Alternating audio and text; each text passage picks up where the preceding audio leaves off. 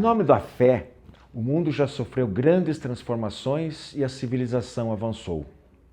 Em nome da fé, o mundo já presenciou exemplos maravilhosos de sacrifícios e amor ao próximo. Em nome da fé, o mundo já viveu convulsões e catástrofes, guerras e ataques terroristas. A fé pode iluminar e aproximar de Deus, mas pode também desunir, espalhar ódio, destruir e acabar com o sonho de fraternidade. Mas por que isso acontece? Fé cega e fé raciocinada. Das diferenças, ou nas diferenças entre as duas, nós encontramos a explicação. A fé cega é dogmática, é fanática, é irracional, espalha a sombra e o atraso. A fé raciocinada crê porque sabe. Apoia-se na lógica, une o sentimento de confiança à sabedoria. Hoje nós vamos falar desse último tipo de fé, justamente adotada pela doutrina espírita, que a coloca, por isso mesmo, um passo, ou quem sabe muitos passos, à frente de algumas outras crenças, que preferem teimar em não enxergar a luz. Essa é a fé que pode estabelecer o laço de união entre a religião de um lado e a filosofia e a ciência do outro. Sejam todos muito bem-vindos ao nosso Diálogo Espírita de hoje, de número 333, deste 27 de julho.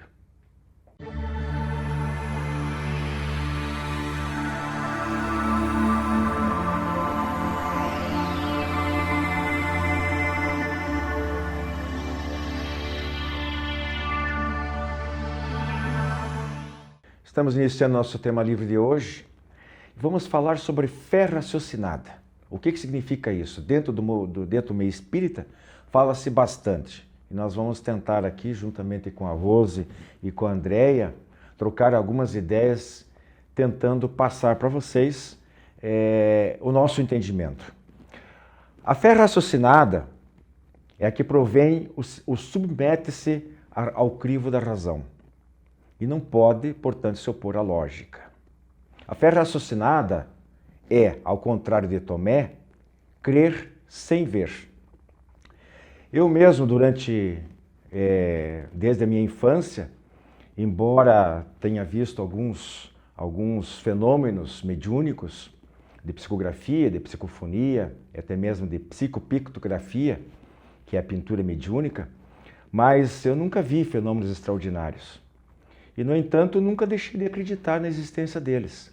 Desde criança, quando passei a ler e estudar a respeito, eu sempre tive a convicção de que aquilo me falava a razão, me convencia, fazia sentido, não só a parte da mediunidade, mas como de todos os princípios que compõem a doutrina espírita.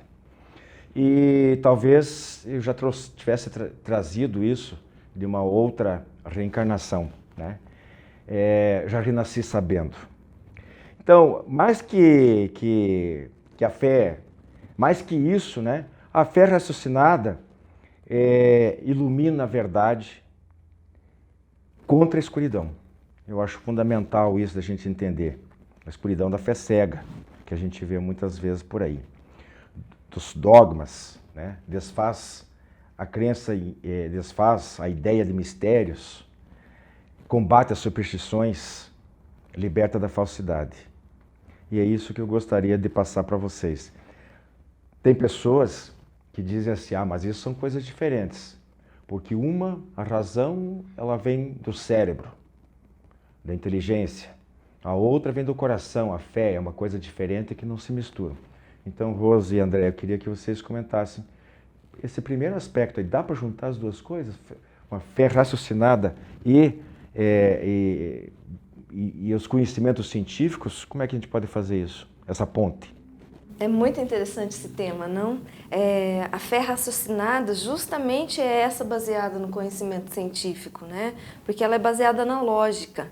Então, essa construção da fé através do pensamento, através da vontade, que a gente usa a lógica para se servir de amparato, é o que a gente chama de fé raciocinada, né? Então, quando a gente está acreditando em algo que tem um fundamento lógico, a gente pode dizer com certeza que esse é o princípio da fé raciocinada, o que é diferente da fé cega, que não vai usar os princípios lógicos e que a pessoa vai acreditar em algo que, bem, talvez do atraso ou da falta de adiantamento dela nas vidas passadas e que não houve essa busca ou que ela não vivenciou experiências que pudesse provar essa fé. Né? Isso é bem interessante, né? Porque filosoficamente, se você acredita, você não sabe. E se você sabe, é impossível você acreditar, porque você já está ciente daquilo, né? Exato. Seriam conceitos incompatíveis. Porque quando você crê, você realmente não tem provas, você não sabe. E se você sabe, você está ciente, você não tem espaço para crer numa coisa que você já sabe. Entretanto, talvez, né, de acordo com alguns estudiosos até do assunto, os conceitos não se contraponham. Por quê? Porque crença e fé talvez não sejam a mesma coisa. Você acredita em alguma coisa, bem, é uma crença, se opõe àquilo que você tem ciência, que você tem conhecimento racional, provas científicas, etc. Mas fé exige um pouco mais, ela é além de ter crença, é além de tudo. Exige confiança absoluta, entrega, comunhão com. Então, fé, ela ultrapassa a crença, é diferente.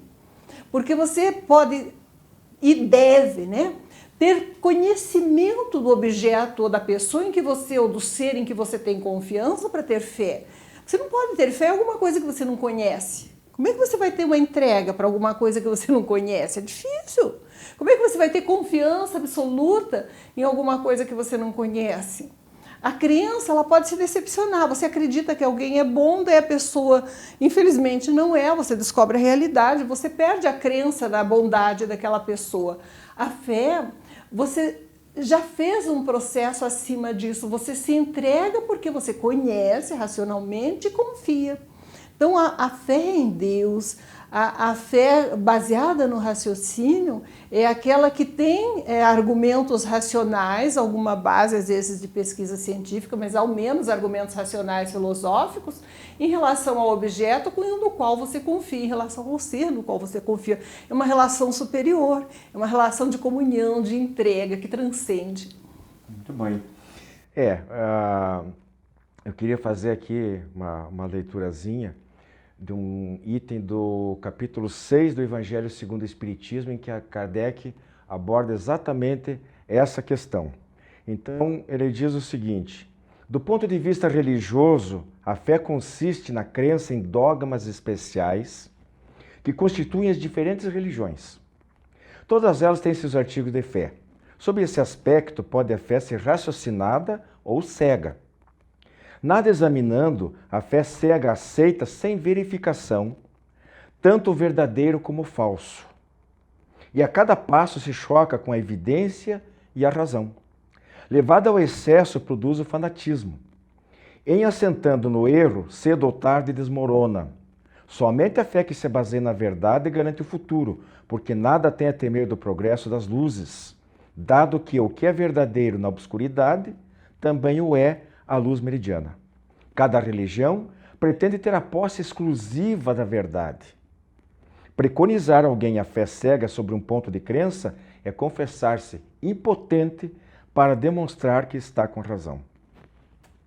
Algum acréscimo? Não. Assina embaixo. Assina embaixo. Então vejam, meus irmãos, que em se tratando de... Ficou bem claro aqui nesse texto, nós temos mais dois trechinhos de uma outra obra de Kardec que vão complementar. Mas, Andréia, você quer comentar alguma coisa em cima especificamente? Eu não vou aceitar diferente. Quando ele fala aqui que cada religião, em outras palavras, ela puxa para si, puxa a sardinha para a sua brasa, né? E não quer nem ouvir, não quer nem ouvir falar, né? Não quer nem ouvir falar do diferente, de outras possibilidades. infelizmente, está se comportando como uma fé cega, porque ela acha que a verdade está ali, naquilo que ela tem, que ela aprendeu, ela se fecha e é incapaz de se abrir para qualquer Que é o outro tipo de contrário do conhecimento. que Jesus ensinou. Jesus não apregou, até onde eu analisei os textos, pelo menos, a fé cega em momento algum. Ele usava exemplos, usava parábolas, usava raciocínio para que as pessoas se convencessem. Lembram daquele trecho que é Pedi e obtereis, que é sobre fé? O que ele faz? Ele explica para as pessoas para que elas tenham uma concepção racional e possam ultrapassar a crença e ter a fé verdadeira. Ele diz assim, qual pai que se o filho pedir um pão vai lhe dar uma pedra? Se vocês, né, que são ainda inferiores, que são ruins, fazem isso com seus filhos, né, tratam bem, imaginem Deus, que é perfeito, né, em relação à sua criatura. Ele não vai dar uma pedra para quem pede um pão. Então ele faz correlações racionais para que as pessoas tenham acesso à fé. Exato. Antes da gente ir para o intervalo, gostaria que a Andréa falasse aqui um pouquinho sobre as superstições. Superstição não é um exemplo de fé cega, que as pessoas acreditam que não pode, vai ter problemas no seu dia se topar com um gato preto, não pode passar por baixo da escada. Eu sou supersticioso. O jogador vai entrar no campo de futebol, ele tem que entrar com o pé direito, tem que fazer o sinal da cruz. Exato. Nós espíritas nós temos uma visão diferente justamente porque isso são o quê? São apenas gestos que, né? Qualquer pessoa de bom senso, né? A superstição é essa fé cega. Exatamente isso, porque o indivíduo ele está se baseando em conceitos, em crendices populares, em lendas, em mitos. Né, quando ele vai atrás desses conceitos supersticiosos. Né? Por exemplo, acreditar que um animal, ele vendo um gato preto, ele vai ter azar, isso faz com que a gente possa entender que ele não está buscando raciocinar sobre o evento. E é falta de fé em Deus, né? Porque se um gato preto vai conseguir interferir no destino dele... Que é um filho de Deus também. E Deus fica onde? O que ele acredita de Deus, essa pessoa? Né? E isso serve, já que nós estamos falando sobre isso, alguns outros aspectos. As pessoas que às vezes acreditam em amuletos, de que uma medalhinha vai carregando no pescoço. Pode ser bonito, como enfeite. A pessoa palpando, olhando para ela, pode até lembrar da entidade, mas as imagens, né? O santo não está ali.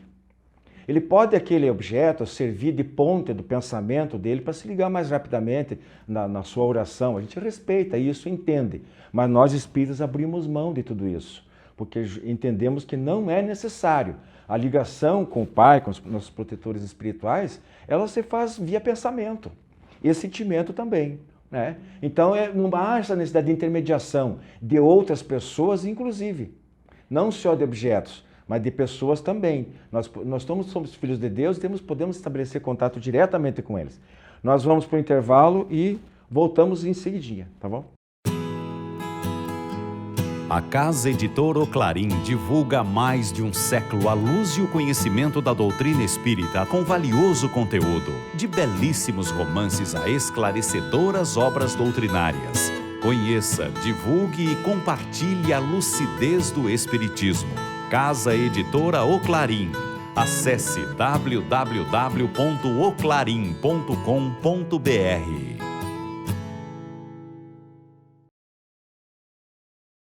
Estamos voltando com o nosso tema livre de hoje, falando sobre fé raciocinada. Antes da gente ir para o intervalo, nós falávamos sobre, dando alguns exemplos práticos aqui do que é fé raciocinada e do que é aquele tipo de fé que, embora às vezes tendo um sentimento genuíno de crença em Deus, em Jesus, num espírito protetor, num santo, num anjo da guarda, mas que às vezes dispensa essa intermediação de um objeto para fazer a ligação com esse ser superior. O pedido de socorro, né, e a eventual ajuda, ela se faz pela evocação, pelo nome, pelo pensamento. Às vezes há muitas Nossas Senhoras por aí, na verdade talvez seja uma única, né, e não precisa ter uma imagem, uma estátua na frente. E podemos, com isso, fazer a evocação do Espírito Protetor, de Jesus, de Deus. Agora, Rose, gostaria que eu sei que você queria complementar alguma coisa sobre isso. Só lembrando que a crença, né, fundada A fé raciocinada, a fé intensa, ela mobiliza a nossa energia. Nós podemos ter fé na nossa própria capacidade, podemos ter fé no poder superior, né? Isso nos auxilia a buscar e atingir realizações.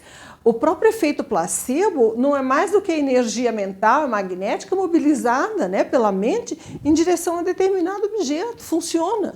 Então a crença bem fundada, a fé raciocinada, a fé consistente e intensa, ela funciona. Ainda que use amuletos, use bengalas desnecessárias. Entretanto, funciona por quê? Porque é uma mobilização de energia mental. Não estamos mais numa época de nos apegarmos a muletas e bengalas. Vamos andar. Não é? Na maturidade espiritual. Qual é esse processo de maturação espiritual? Buscarmos a comunhão com Deus, entendendo o mínimo sobre o funcionamento do universo e as leis naturais que nos regem, para que possamos fazer um processo de entrega com confiança total num ser que nós respeitamos e no qual confiamos, no qual nós esperamos o atendimento.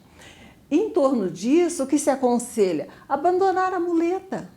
A criança, ela engatinha, algumas usam chupeta, sou contra, mas algumas usam. Fralda é necessária em determinado período, mas dali a pouco a criança está andando. Nós somos seres espirituais destinados a um processo evolutivo.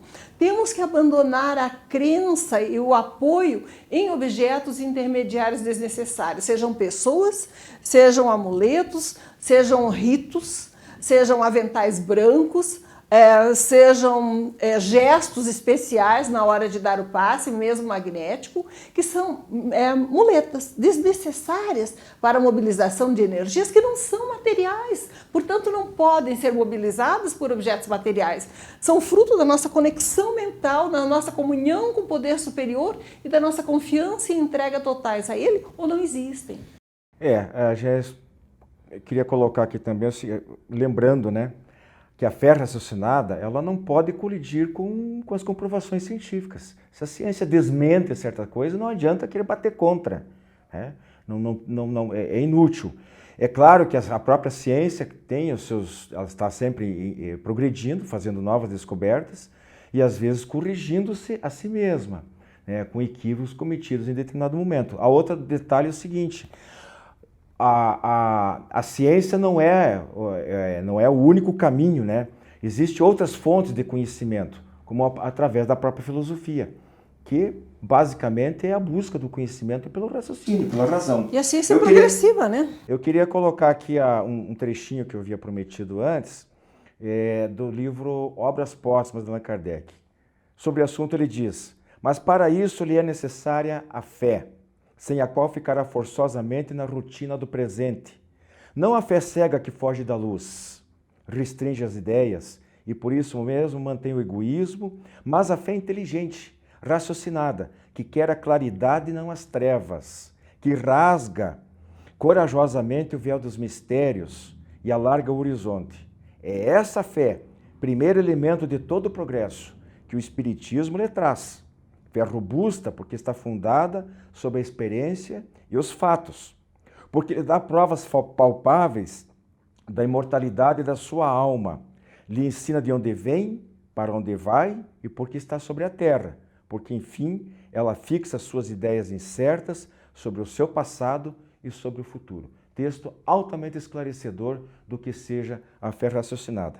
Agora, eu ainda queria com a Andréia o seguinte: e em relação a outras ideias de fé racional, acreditar em céu e inferno, por exemplo, né, a ressurreição, de que Deus criou o mundo em 6 dias, embora isso faça parte constem algumas obras consideradas sagradas por algumas religiões, mas é o que eu acabei de dizer, não é, André? Ela vai de encontro ao que a ciência diz, né? Exato, porque se a gente for pensar na parte científica disso, dentro das leis naturais, dentro das leis divinas, por exemplo, como explicar a construção ou o desenvolvimento de um planeta em 6 dias? Né? Dentro da lei da química, da física, da biologia. Então, a gente não pode descartar as leis para acreditar naquilo que se quer, né? Aí seria a fé cega. Em relação à ressurreição também, a gente já tratou aqui em outro programa, né? Alguém colocou, certa vez eu li a respeito de um estudioso profundo da Bíblia, onde ele afirmava que originalmente o texto da Bíblia dizia ressurgir na carne, não da carne, né? Ou seja, você volta em outros corpos. Estaria falando da reencarnação, que é um assunto aí que a gente poderia abordar em outro momento, de quando a igreja passou aboliu a crença na reencarnação, né? Outra coisa muito comum que a gente faz, até eu estava brincando aqui em off, é quando a gente diz assim, olha, a gente tem que se desprender dessas coisas, senão não é fé raciocinada. A gente diz assim, está se despedindo de alguém, vai com Deus, ou então fique com Deus. Mas, gente, como que Deus vai com Deus? Deus tem toda parte, Deus é onipresente. Deus está em todos e em tudo, desde os elétrons e o núcleo dos átomos, Deus está lá. Então, pode ser bonito, pode ser até romântico, pode ser carinhoso, mas não é necessário, porque Deus está em toda parte, Deus vai e vem com todo mundo, né? Deus não vai nem vem. Outra coisa, nesse aspecto dos 6 dias, outra coisa que está entrelaçada ali é Adão e Eva. Né? Isso não existe, não dá para acreditar. Quem acredita está nutrindo a fé cega. A gente está quase chegando no final do nosso tempo, e daí eu vou liberar para vocês. Só queria peço a licença e a paciência dos nossos telespectadores para mais um trechinho de Obras Póstumas. Kardec é maravilhoso, é preciso, é cirúrgico, quando se trata de praticamente de tudo. Mas isso aqui são apenas alguns exemplos que a gente pensou, por acaso, se referindo à fé raciocinada. Quando ele se refere às novas gerações, Rose e Andréia, ele diz o seguinte: um dos caracteres distintivos da nova geração, isso lá em meados do século XIX, será a fé inata, não a fé exclusiva e cega que divide os homens, mas a fé raciocinada que esclarece e fortalece, que os une e os confunde num comum sentimento de amor a Deus e ao próximo. Com a geração que se extingue, desaparecerão os últimos vestígios da incredulidade e do fanatismo, igualmente contrários ao progresso moral e social. A palavra com vocês duas, para encerrar. Bom, geração que se extingue, não temos que pensar no desencarne das pessoas que viviam naquela época, né? Mas como um período de transição longo. É claro que acreditamos e esperamos e temos fé que a humanidade ela vai alcançar seus patamares mínimos de solidariedade e de entendimento. A fé inata é um conceito controverso, porque se ela é raciocinada, né, como nós podemos entender que ela é inata, se ela depende da racionalidade? Porque a predisposição moral para o entendimento com a maturidade espiritual já estaria presente nos espíritos que estão reencarnando, jamais compatibilizados com o estágio evolutivo de uma terra, né, em que a fraternidade deve reinar. Andréia, para você encerrar, qual é a fé inabalável segundo a doutrina espírita? Na pluralidade das existências, em Deus, né? Não, mas a fé, exatamente. Quem encara a razão? Qual é aquela frasezinha mágica de Kardec? Fé inabalável somente aquela que pode encarar face a face a razão em todas as épocas da humanidade. Isso, e eu acho que confiança e humildade. Né? Sem raciocínio não existe fé, né? Tem uma crença, mas não há entrega nem comunhão com Deus, que é a meta do nosso progresso espiritual, que nos dá força. Minha gente, muito grato pela atenção de vocês, tem os nossos demais quadros aí, e vamos ter muita fé, gente, mas na fé raciocinada. A fé cega não há. No terceiro milênio da nossa era, né, de pós-Cristo, não se permite mais acreditar em tantas coisas vãs, inúteis. Vamos descartá-las, como disse a Rose, né? Vamos deixar as bengalas, vamos começar a andar pelas nossas próprias pernas, guiados pela luz da razão. Tá ok? Abraço a todos. A editora O Clarim de Matão, São Paulo, é uma das mais conceituadas no país no segmento espírita. Além dos mais de 200 títulos de primeiríssima qualidade, ela publica a Revista Internacional de Espiritismo, em circulação mensal há 94 anos. Assine agora mesmo a Revista Internacional de Espiritismo, através do site www.oclarim.com.br, o telefone 16 3382 1066 e WhatsApp 16 99 270 65 75. Revista Internacional do Espiritismo, muita informação para você sobre o Espiritismo e o seu movimento.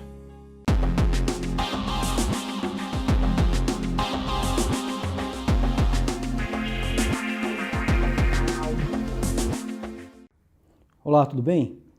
No quadro O Espiritismo Responde de hoje, nos trouxeram a seguinte questão. As pessoas reunidas pelo destino para se casar na futura reencarnação, elas já se conheciam de outra vida, se conhecem na hora de reencarnar ou vão se conhecer aqui? Então vamos lá. Já se conheciam de outra vida? Muito provavelmente sim. Se conhecem na hora de reencarnar? Não, isso não faz nenhum sentido. Ou vão se conhecer aqui? E isso é possível que seja também.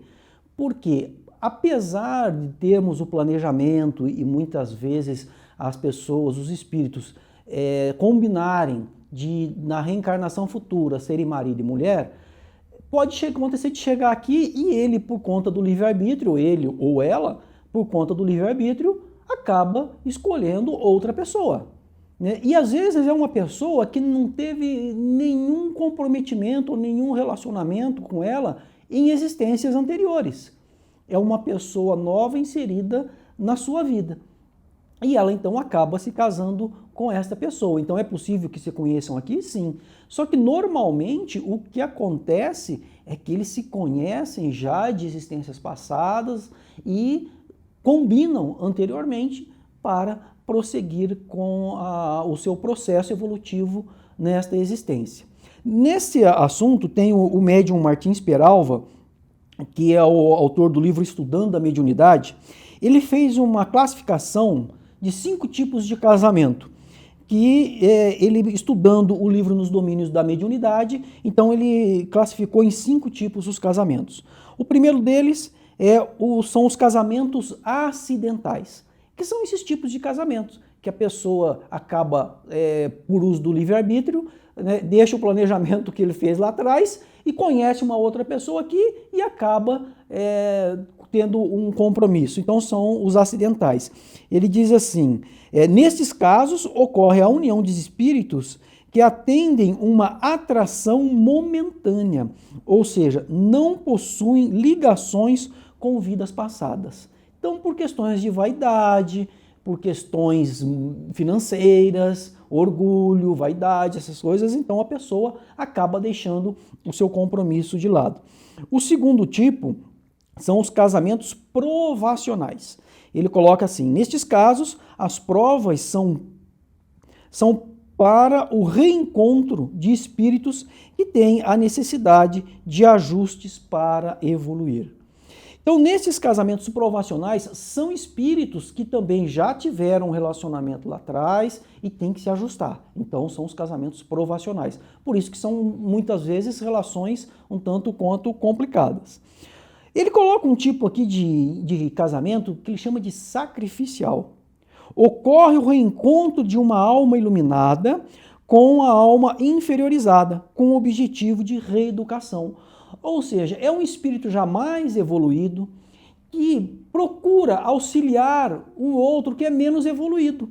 Então, por isso que ele faz isso. Às vezes, ele nem precisava estar aqui reencarnando, mas ele, para ajudar aquela alma a evoluir, então acaba se reunindo e contraindo matrimônio. O quarto tipo são os casamentos afins. Nestes casos, se dá o reencontro de corações amigos para consolidação de afetos. Então são espíritos que já se conheciam, que se reúnem, têm um bom, um relacionamento amigável e vem aqui então a vida, você vê que são aqueles casais mais felizes, que parece que tudo dá certo na vida daquele casal. E o último tipo são os transcendentes. E este tipo de casamento é bastante raro, ele coloca, mas conhecemos um belo exemplo, que é de Allan Kardec e Emilie Boudet, Kardec e sua esposa, que eram espíritos que vieram para um objetivo maior, para trazer algo melhor para a humanidade. Então, são esses 5 tipos de casamento que o Martins Peralva relaciona. Então, voltando à sua questão, podem ter relacionamento lá atrás? Sim. No momento do reencarne? Não. Podem se conhecer aqui? Sim. É possível que isso aconteça. Continuem mandando as suas questões para o e-mail que aparece aqui embaixo, que serão respondidas nos próximos programas. Muita paz a todos.